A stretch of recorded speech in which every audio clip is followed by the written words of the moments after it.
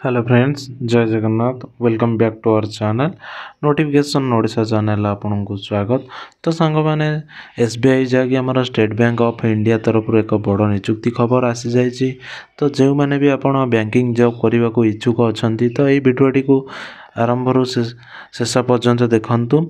तो यही भिडियो मु आपको संपूर्ण विवरणी जनइबी जे आपड़ केमी आप्लाय करेंगे एवं आपणकर एज लिमिट कौन रोचे एवं आपणकर एजुकेशनल क्वालिफिकेशन सहित ए टू जेड जहाँ भी आपणकर प्रोब्लेम अच्छी तो यही भिडियो मु आपको संपूर्ण विवरणी जनइबी।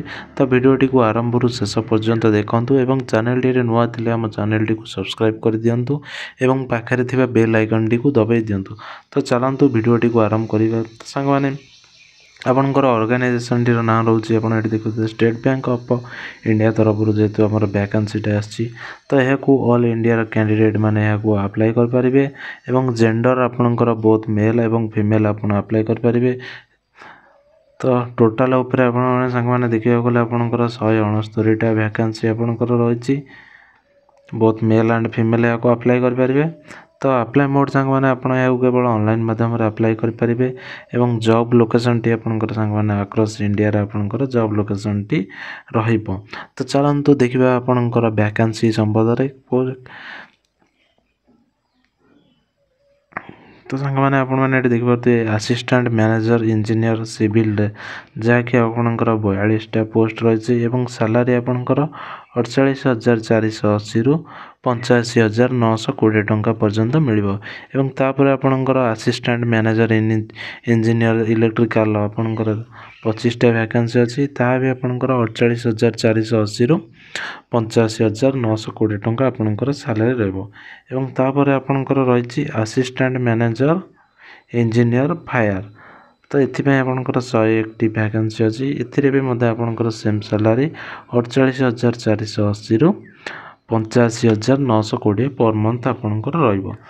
आपंकर रोचे असिस्टेंट मैनेजर इंजीनियर सिविल जहाँकि आपंकर बैकलॉज तो ये आपंकर गोटे वैकेंसी रही है आपंकर भी 48,480 रु 85,920 टंका पर मंथ सालारी आपंकर रही।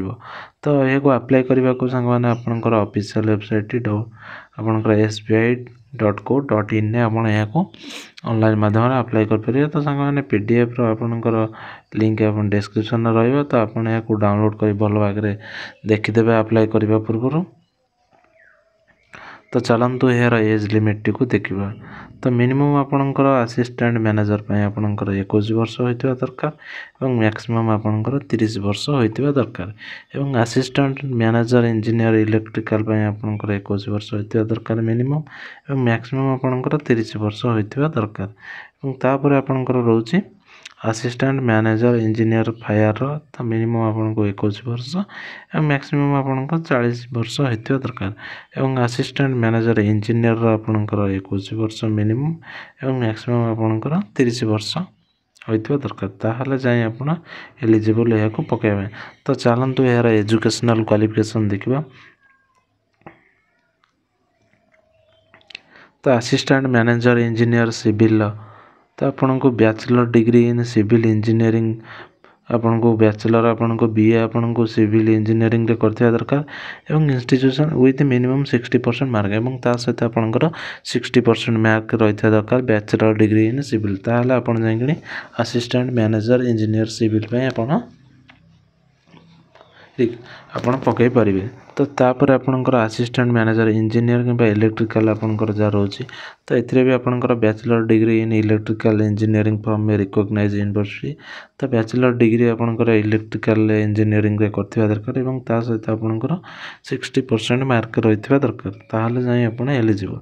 तो तापर आपनकर असिस्टेंट मैनेजर इंजीनियर फायर रे तो बी फायर रे आपण करथिबा दरकार एवं from national fire service college आपन को नागपुर किंबा BTech safety fire engineer Odisha किंबा BTech fire technology safety engineering किंबा equivalent 4 year degree in fire safety from UGC recognised university ता सहित AICTE अप्रूव इंस्टीट्यूट और graduate of institution of fire engineer India हो UK हो और divisional officer course from NFSC Nagpur and have minimum 3 year experience ଆପଣଙ୍କର ରହିଥିବା ଦରକାର as a station officer or equivalent post in a city fire brigade किंवा ता सहित आपणकर state fire brigade in charge of fire officer in corporates किंवा big industrial complex और आज a fire officer in state government institute